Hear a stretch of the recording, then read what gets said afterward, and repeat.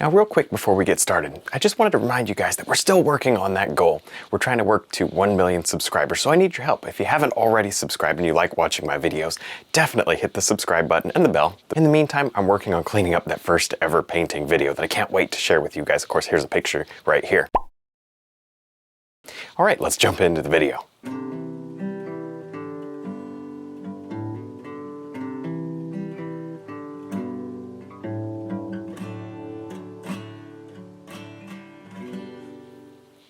Hi, I'm Kevin Hill, and today we're going to do a beautiful little springtime painting. It should be a lot of fun and it's good timing. And if you're looking forward to seeing this and you'd like to see more, be sure to leave a like and subscribe for more painting videos. All right, let's get started. So I've already put a little clear gel and white on the top, kind of top 2/3 of the canvas, something like that. All right, now let's get a little bit of a blue sky, but not perfectly blue. We are going to add some red. I'm already running out of white. Oh, that's all right. I'd rather squirt out more than have a little bit of waste at the end. I know you guys probably think the same way because, man, it can add up fast, right? Anyway, I don't know why I'm rambling about that. Let's worry about our blue sky. Let's get that thing in. There. And you see it just blends right into that clear gel and white. I know every once in a while I still get questions, you know, what kind of paints and brushes am I using? Well, it's all available. Today it's oil, of course, but it's all available at our website, which you can find the link for that in the description below. There, that looks good. Actually, that's probably enough sky for today. We need to do a mountain. All right, I'm just filling in that mountain. See, I just did a quick sketch and then blocked it in with a big 2-inch brush just to get it done, right? Time-saving tip for you. The other time-saving tip is, well, we got this color on the brush. Let's get in here and paint some water. You know, that water could maybe feel a little more blue, but maybe not a whole bunch more blue. Right there, that's about right. Kind of somewhere matches the sky. Oh, that's pretty all the way across. There we go. That is halfway decent, isn't it? And of course, we'll pull our reflections into that, but it's a good start, isn't it? Oh, it's very misty, and I like that. I think that's going to look so pretty with the pink trees and other trees and whatnot. Yes. There, I'm just finishing up removing as much of this paint as I can get. And that's the secret to painting here, at least painting this style, is get the paint off of the canvas. It's not going to do you any good if they're as funny as it is. You got to put it on and then pull it off to put the next layer down. Otherwise, next layer, it won't work too well. The paint will, it'll decide to come off the canvas and onto your brush instead of the other way around. So take that paint off. That's your worst enemy up here. All right, next, let's go ahead and just drop in. Let's drop in these beautiful yellow highlights, which we can achieve because we did pull that paint off. So now they look yellow. Otherwise, they would kind of look brown. They would be mixing with that purpley blue. Actually, maybe get a little green in there probably. But this way, they're nice and pretty and no issues at all. That's good. Look at that. Little yellow there, a little red even. You can change color. Ooh, it's almost too much yellow. Yes, a little more red, a little more white, a little yellow ochre. Just play around with it till you get the color you want. In fact, it's better to mix up multiple colors than just have one flat and dead color all the way across this mountain. Our paintings are too much effort to not have all the colors, right? Too much time and effort. I want it to come out good. And the way you do that is color. You could have a tree. I don't even know why we're getting into all this one painting a mountain, but I'm in it, so let's keep going. You could have a tree, and that tree could be done, honestly, not very well. But if you've got 10 or 15 different colors in that tree, even though your brush strokes weren't very good and kind of looks, it'll still look really pretty. Just trust me.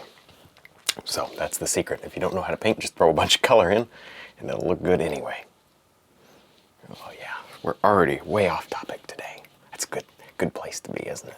There, I'm just finishing up, kind of adding these purple shadows is all. Just, honestly, what was it? Just kind of this original mountain color repainted on here. Ended up looking darker because I took the paint off, and so now you can put it on a little heavier. It appears darker. Now this mountain it's not very, hold on, I see something. I want a little highlight up here. Nice, okay. This mountain's not really important to the painting. It's just there. Our trees are more important. I just want mist. So I'm gonna take a blender brush and I want to work it, just trying to kind of remove some of this, some of the harshness of it. A little little mist right kind of in that pocket maybe. See, you can create these planes in that mountain that way. So honestly, that's about it. Let me see, maybe a little, you can actually start out here, and you'll bring it in. Just make sure you wipe your brush off real good before you hit the sky. All right. Soft, soft, soft. You can stand back. Actually, the further you stand back, the safer you are, because you can actually see what it is that you're doing. So I took just a second here to sketch out the foreground, and I'm going to just paint it in dark for the most part, maybe a little darker toward the bottom, but nothing too crazy. A little yellow ochre here and there maybe. See that, just to lighten it up. So you got some light areas and some dark areas in the underpainting. Very important. You know, we like to do that around here, right? What that does is it creates an extra amount of depth in the painting that wouldn't otherwise be there. You kind of just be flat, which is okay to have a flat underpainting, but boy, is it easier if you don't. So much easier to build that dimension into the background, and then when you go to highlight it, it's already there. It's so easy. It just falls right into place, doesn't it? So that is my free tip for the day. Give it a try if you haven't already. There. Nice. Then, of course, you know what you do to those corners? Make them nice and dark. That's what you do to them. Nice. I'm just using a 1-inch brush. This is dry. All of that, no medium or anything, so it's kind of scratchy and hard to grind this in, but it makes highlighting so much easier, doesn't it? So as you can see, I already added a quick tree. It was just kind of the same way, just scrubbed right on up the canvas to get that tree. But here's the fun part. I'm adding these really pretty little highlights. I know the painting is far from finished, and the last thing you would think we'd be doing right now is highlight, but this tree is kind of in the background of the foreground, if that makes any sense, because I got my pink trees, which are both going to be in front of this one.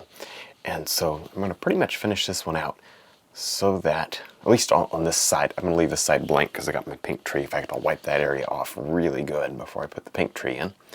But this way, at least, we start to kind of establish our values in here. I like that. It looks good. Just kind of getting a little of that light color. I mean, doesn't have to be the final highlight. This could be something as simple as just kind of a mid-tone or something like that, and then hit it at the edge, you know, with a really bright highlight if we want it. You know, it just doesn't really matter. And it's kind of whatever at this point, because the pink trees, I think, are going to dominate anyways. But there you go. That, to me, looks halfway decent, doesn't it?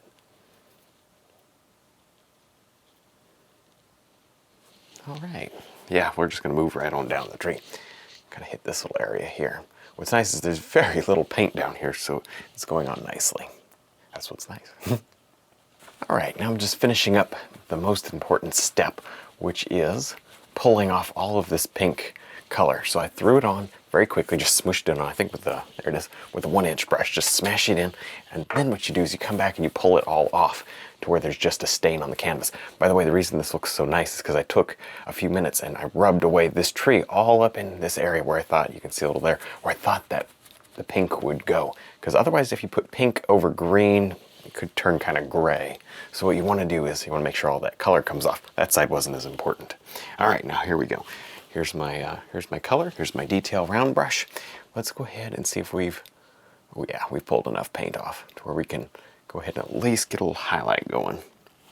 We may not do the entire highlight with the detail brush, but at least I'm going to start it with this. No, I'm not. What am I doing? That's too slow. Let's do something different. I'm going to use the 1-inch brush. I'm going to do a lot of the highlight with the 1-inch brush, and then I'm going to finish with the detail brush. This is way better. See, this sometimes you got to just play around with it. I think if these trees were maybe a little smaller, or if I didn't have 2 of them to do, you could maybe get away with the detail brush, but I'm just way too much, I wouldn't say in a hurry, but I'm not going to be sitting here for 3 hours with the detail brush painting in each leaf, not when it's not completely necessary.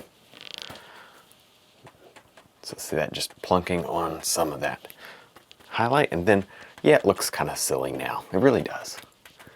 But what you can do is you can come back and make it look less silly now with the detail brush, and your paint's already there to work with. See how much faster that'll happen?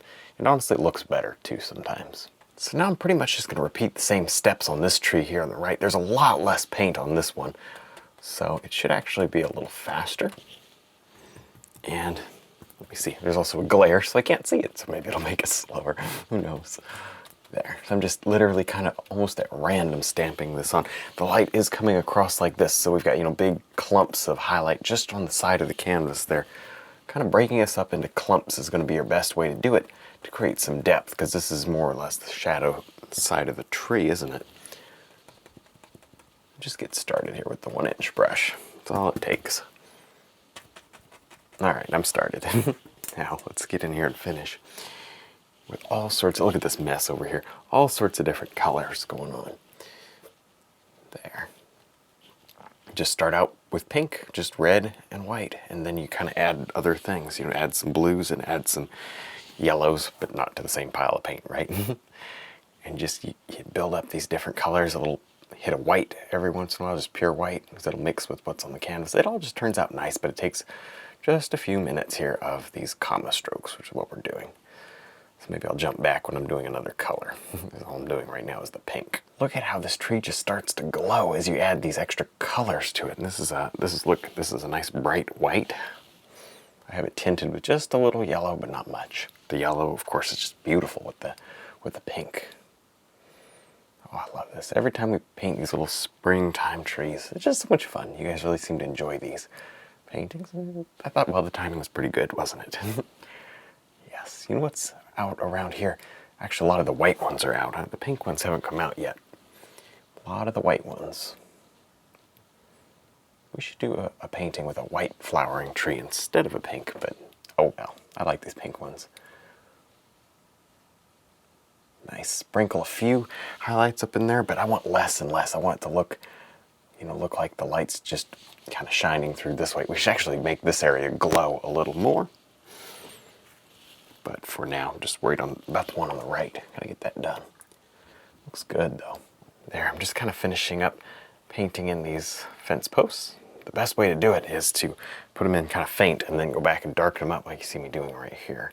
Because then if you don't like when they're easier to kind of blend in to the background. Cool, that looks pretty good. See how they get jagged here? A little bigger. They can always get bigger. It's a little harder to make them smaller. They always get smaller too, but it doesn't really matter. You know, you can work them back and forth. You can always get smaller. But anyway, now on to the real good stuff here, which is, let me see, I'm kind of out of white. I'll squirt some more out in a moment, but let's get us some final grass highlights around these fence posts before we highlight. Would be a good order, I think. Not that I'm known for doing anything in order. There. Oh, I like this. I like the shadows. You know, let's leave some of those. Lights coming across like that. A lot of that could be due to the tree. We don't know. Whatever the viewer sort of thinks it looks like, that's what we're going to roll with, you know? We don't care about making it exactly perfect. We just need to get it close. The viewer can actually fill in the blank, which is totally the better way to go about it. There we go.